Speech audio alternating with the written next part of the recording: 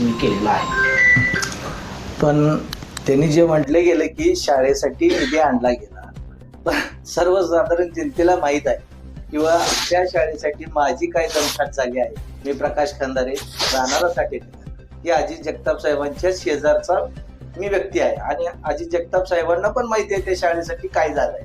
त्या शाळेसाठी मी त्याच्याकडे वारंवार गेले होतो की बाबा शाळा बंद आहे, त्या नगरपालिकेच्या शाळा बंद आहे, त्यासाठी मी पाठपुरावा केला.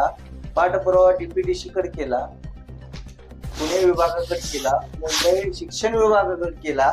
त्यानंतर मागासवर्गीय आयोगात जावं लागलं मला त्या शाळेसाठी आणि यांनी सांगते शाळा मी केल्या म्हणून. मला सर्वसाधारण जनतेला मला मागासवर्गीय आयोगात जावं लागलं आणि त्याचा पाठपुरावा करून मी ती शाळेच्या इमारती साधारण 2022 मी 2018ला ह्या शाळेसंदर्भात सगळ्या तक्रारी केल्या आणि 2022ला मला निकाल लागला मागासवर्गीय आयोगाचा. त्यावेळेस मागासवर्गीय आयोगाने एक टीम पाठवली रिटायर जजची की ह्या शाळा सर्वसाधारण लोकांच्या बंद पडता कामा येऊ नये आणि त्याचे आम्हाला अहवाल पाठवण्यात यावा असं मागासवर्गीय आयोगाने त्या टीमला सांगितलं आणि ती टीमनं त्यांचा अहवाल सादर झाल्यानंतर मागासवर्गीय आयोगानं त्या शाळा कोणत्याही कामात बंद पडता कामा येऊ नये आणि सर्वसाधारण लोकांच्या जनतेच्या नगरपालिकेच्या शाळा असतात त्या शाळेवर आपण गांभीर्याने लक्ष द्यावं म्हणून असं पत्र मागासवर्गीय आयोगानं शेवटसाठी काढलं होतं आणि त्याची अंमलबजावणी शिक्षण अधिकाऱ्यांनी केली. त्यामुळे ह्या शिक्षण संस्था उभारल्या गेल्या हे अजित साहेबांना माहित आहे. आणि त्याच अनुषंगाने असंही म्हटलं की इंग्लिश स्कूलची शाळा आहे, हा. त्या ठिकाणी जो मैदान त्या मैदानामध्ये हायमास्टर टावर देखील लावण्यात आलं. आता इंग्लिश स्कूलची शाळा ही शिक्षणाचं क्षेत्र आहे. त्या टावरचा उपयोग सर्वसाधारण जनतेला काय होणार आहे? ते मैदान हे फक्त त्या शाळेसाठी वापरणार का सर्वसाधारण जनतेसाठी वापरणार? रात्रीचं तिथं लोक जाऊन बसणार का ते हायमास्ट बघत? कशासाठी जाणार आहे? जिल्हा नियोजन समितीच्या माध्यमातून रस्त्याचे असतील, गटरीचे असतील अशी बरेच त्यांनी कामं केलेत असंही त्यांनी म्हटले. नाही, रस्त्याची कामं झालीत भरपूर त्यांच्या काळात आणि गटरीची बी कामं छान झालीत.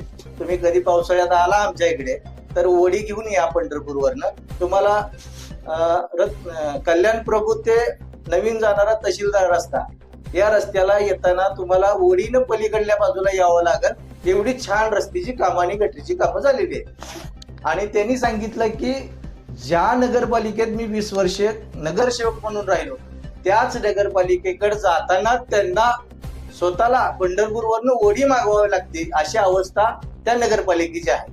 20 वर्षे झाली ती त्यांना दिसत नाही डोळ्यांना, त्यामुळे ती थोडस चष्मा वापरतात.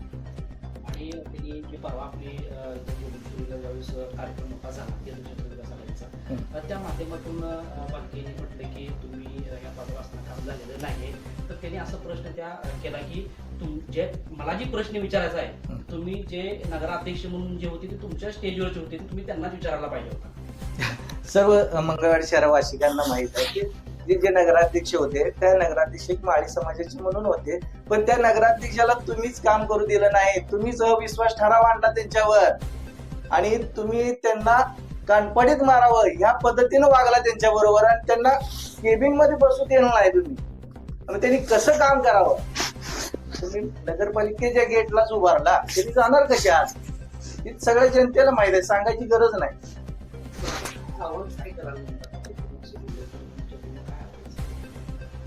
आव्हान काय?